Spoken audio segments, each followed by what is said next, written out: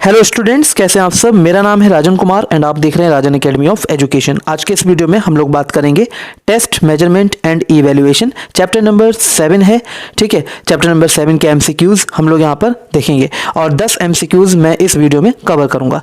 तो students, term 1 examination के लिए बहुत ही इंपॉर्टेंट वीडियो है ये, आप लोग इसको पूरा देखें। सो चलिए स्टार्ट करते हैं प्रश्न नंबर 1 से, ठीक है। क्वेश्चन नंबर 1 है, A test is a tool to evaluate the skill, knowledge, capacities और attitudes of an individual or a group। यानी कि टेस्ट एक तरीके का टूल होता है जिससे हम पता लगाते हैं किसी की भी स्किल्स, नॉलेज या कैपेसिटीज के बारे में या उसके एटीट्यूड के बारे में, ठीक है। तो ये जो डेफिनेशन है किसके द्वारा दी गई थी, ये जो डेफिनेशन है, ये 4 ऑप्शंस आप लोग देखिए और इनमें सही आंसर लगाने की कोशिश कीजिए, ठीक है। फिर भी मैं आप लोगों को आंसर बता देता हूं, फिर भी अगर आप लोगों को आंसर पता है तो वीडियो पॉज करके आप लोग इसका आंसर सोचिए कि क्या हो सकता है इसका आंसर, ठीक है। और आप लोग मुझे कमेंट में बताइए। तो इसका जो सही आंसर है वो है वेबस्टर्स डिक्शनरी, ठीक है। यानी कि वेबस्टर्स डिक्शनरी के अकॉर्डिंग ये डेफिनेशन दी गई है। आप लोगों को इस डेफिनेशन को अच्छे से देखना है, समझना है और याद रखना है कि ये डेफिनेशन किसने दी है। तो ये वेबस्टर्स डिक्शनरी द्वारा ये डेफिनेशन दी गई है।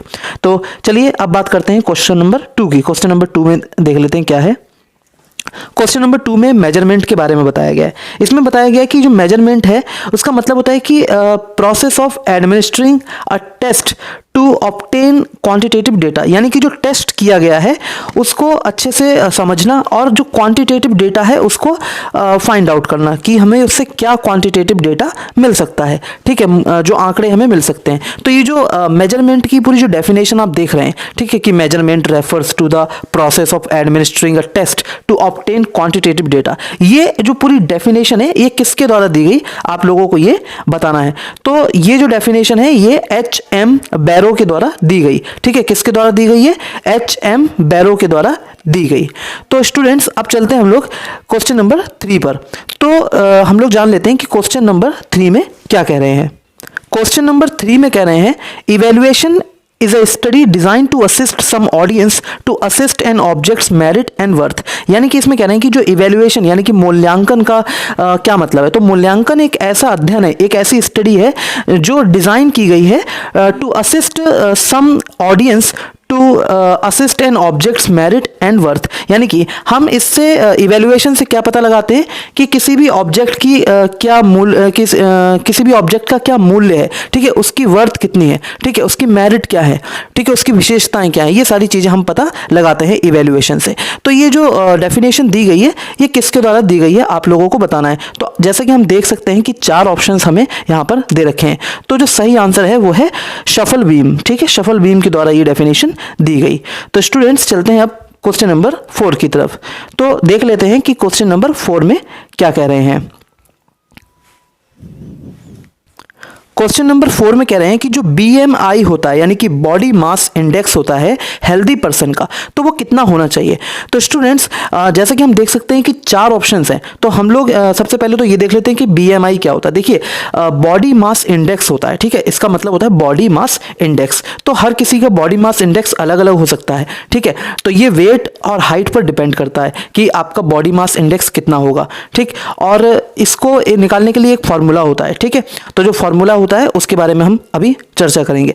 तो अभी क्या है कि इसमें BMI पूछा गया है कि BMI जो है वो हेल्दी पर्सन का कितना होना चाहिए। तो वो होता है 18.5 से 24.9। आप लोग ध्यान से देखें, बी ऑप्शन 18.5 से लेकर 24.9 तक होता है BMI हेल्दी पर्सन का, ठीक है। और अब बात करते हैं क्वेश्चन नंबर 5 की। तो अभी जो BMI वाला हम लोग क्वेश्चन अभी कर रहे थे तो उसके बारे में मैं और आप लोगों को डीपली बताऊंगा, ठीक है। लेकिन उससे पहले हम कर लेते हैं क्वेश्चन नंबर 5। तो क्वेश्चन नंबर 5 में कह रहे हैं सरकमफ्रेंस ऑफ वेस्ट। यानी कि जो सरकमफ्रेंस होती है वेस्ट की और जो सरकमफ्रेंस होती है हिप्स की, तो ये सरकमफ्रेंस ऑफ वेस्ट और सरकमफ्रेंस ऑफ हिप्स को, यानी कि जो फार्मूला बनता है वो एक तरीके से अपॉन में ठीक है, कैसे आप देख सकते हैं, circumference of waist upon circumference of hips, ये जो फॉर्मूला है, ये हम ये जो फॉर्मूला दिया गया है हमें, ये किसका फॉर्मूला है, ये है WHR का फॉर्मूला। यानी कि वेस्ट हिप रेशियो निकालने के लिए हमें क्या करना पड़ता है कि सर्कमफ्रेंस जो होती है हमारी वेस्ट की और जो सर्कमफ्रेंस होती है हमारे हिप्स की, ठीक है, उसको एक दूसरे से डिवाइड करना होता है और जो रेशियो आएगा उसको हम कहते हैं WHR, ठीक है, वेस्ट हिप रेशियो। ठीक है, आप लोगों को ये अच्छे से समझना है, इसको याद रखना है। अब बात हम करेंगे क्वेश्चन नंबर 6 की। क्वेश्चन नंबर 6 में कह रहे हैं कि जो BMI, जिसकी मैंने अभी आप लोगों से बात की थी, ठीक है, तो BMI यानी कि बॉडी मास इंडेक्स का जो फॉर्मूला है वो किसके द्वारा इन्वेंट किया गया था। तो भाई ये जो 4 ऑप्शंस दिए गए हैं, आप लोग जल्दी से आंसर बताइए कि क्या हो सकता है, तब तक मैं आप लोगों को आंसर बता देता हूं, आप लोग वीडियो पॉज करके आंसर दीजिए। तो इसका जो सही आंसर है वो है अडोल्फ क्वेटलेट। ठीक है, आंसर आप देख सकते हैं, ए ऑप्शन जो है वो करेक्ट आंसर है, अडोल्फ क्वेटलेट। ठीक है, चलिए अब बात करते हैं क्वेश्चन नंबर 7 की। क्वेश्चन नंबर 7 में कह रहे हैं WHR मींस, यानी कि देखिए अभी मैंने इसके बारे में आप लोगों को बता भी दिया है। तो WHR का मतलब क्या होता है, वेस्ट हिप रेशियो। ठीक है, ये बहुत ही आप लोगों को याद रखना अच्छे से कि WHR का मतलब यहां पर क्या है, WHR का मतलब है वेस्ट हिप रेशियो। तो चलिए अब बात करते हैं क्वेश्चन नंबर 8 की। तो क्वेश्चन नंबर 8 में कह रहे हैं कि जो WHR है, ठीक है, जो एक्सीलेंट WHR है मेल का, ठीक है, यहां पे बात हो रही है मेल की, फीमेल की बात नहीं हो रही है, यहां पे ध्यान रखना, यहां पे बात हो रही है मेल की। तो WHR of a male should be, यानी कि कितना होना चाहिए WHR, जो वेस्ट हिप रेशियो है मेल का, वो कितना होना चाहिए, अगर जो हम देखें कि एक्सीलेंट WHR। ठीक है, तो ये हम लोगों को सही सही बताना है। तो आपके पास 4 ऑप्शंस आप लोग यहां पर देख सकते हैं। तो जो 4 ऑप्शंस आप लोग देख रहे हैं, ठीक है, तो इसमें जो सही आंसर है ऑप्शन नंबर बी देखिए आप लोग, लेस देन 0.85। ठीक है, आप लोगों को ये अच्छे से याद करना है।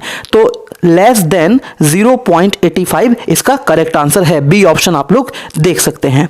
तो स्टूडेंट्स अब बढ़ते हैं क्वेश्चन नंबर 9 की ओर। ठीक है, क्वेश्चन नंबर 9 को देख लेते हैं।